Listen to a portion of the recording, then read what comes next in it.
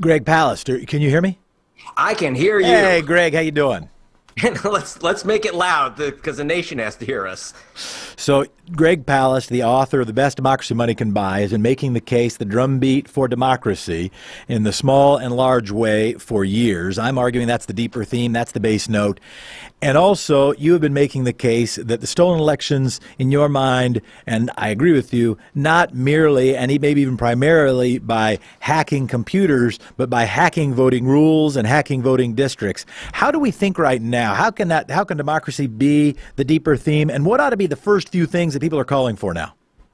Well, number one, I know that a lot of folks are calling for paper ballots, but it doesn't help you to have paper ballots if you're not allowed to vote. We have Chris Kobach of Kansas, Mr. KKK, who is, running programs from cross-check to alien voter purges that are costing hundreds of thousands of voters their votes in dozens of states. And I don't mean all together. I mean hundreds of thousands of votes in 519,000 voters were purged from the voter rolls of Florida by one of Kobach's proteges, Brian Kemp, the Secretary of State. By the way, and I'm sure it's just a coincidence, Brian Kemp is removing these voters as he is running for governor of Georgia. And as he's running for governor of Georgia against, by the way, Stacey Abrams, who would be the first black woman elected if it's not stolen from her. He's the Republican. In Ohio, we have 500,000 voters removed from the voter rolls. That went all the way to the Supreme Court, and we lost that. So voters aren't even getting to the polls. Doesn't matter whether their papers are ballot or paper or feathers. The mass purge of voters of color, and it's black voters, it's Hispanic voters, and the new target of this suppression campaign, Asian American voters, because they now vote 75% Democratic. And it used to be a closer split. So let us assume, for the sake of our argument, that everybody listening already agrees that there is, in fact, and this is not an overstatement, a war on democracy, with the exception that you only define war as something that is fought with guns, that there is an assault on democracy. It is an absolute assault. There's no question, because it's done. I mean, you almost can hear the echoes of Goebbels and Totalenkrieg, that it's total war on voters.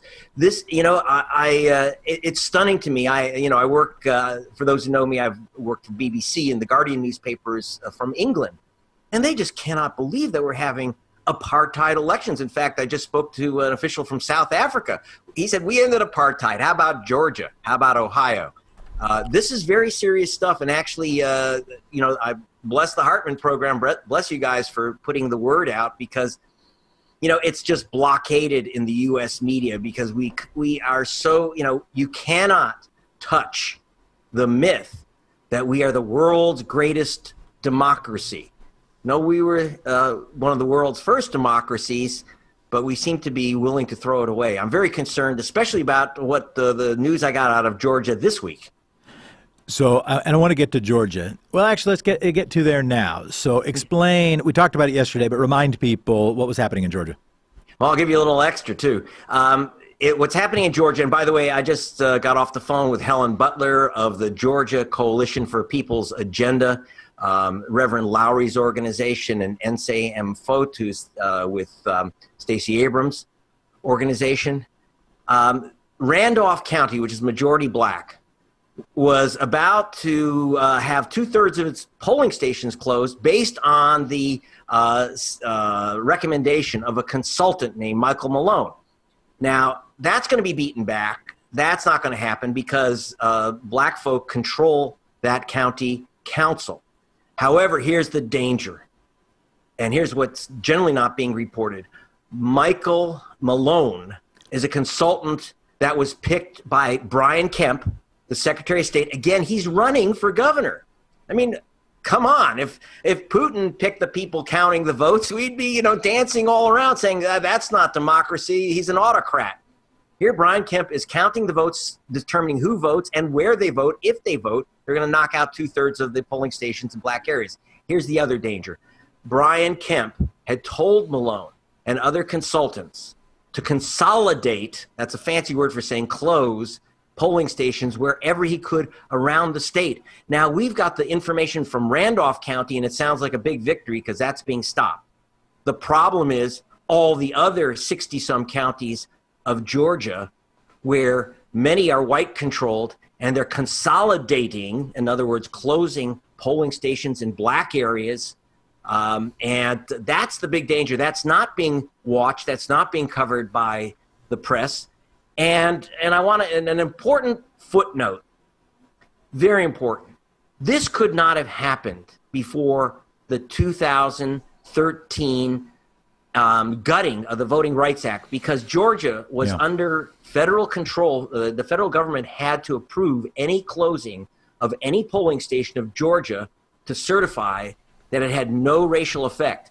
Now you got to kind of find it. So they found it in Randolph, but that's just one county. That's just one county, and it's a county where they could correct it. I think we're going to see massive closings of polling stations all over Georgia. And when you remove 500,000 voters, hey, that's a good excuse to start closing polling stations. We just don't have as many voters as we used to have. So 2 questions before you got to wrap. One, and you can pick one of them if you want. One is, any good news out there that you're watching? And 2, what do you think the move is? So let's say, and sort of the highest priority thing to do now, is it mostly just to sound the alarm and hope that that becomes more of the consistent beat that more people understand? Or do you think there are policy moves that can be done in local jurisdictions, in states that care about democracy, to do something about it? All of the above. We've got to do a lot with policy, with protest, with legislation, and with don't steal your own vote. Check if you're in Georgia or in Ohio or any Republican-controlled state. Go to your Secretary of State's website. Make sure you're still registered. If you're missing, I don't care if you voted 20 times the same place, re-register online, not on those pieces of paper. In Georgia, 40,000 people registered on pieces of paper, and those papers just vanished. It was young voters of color. And the good news, I'll end on a good news note.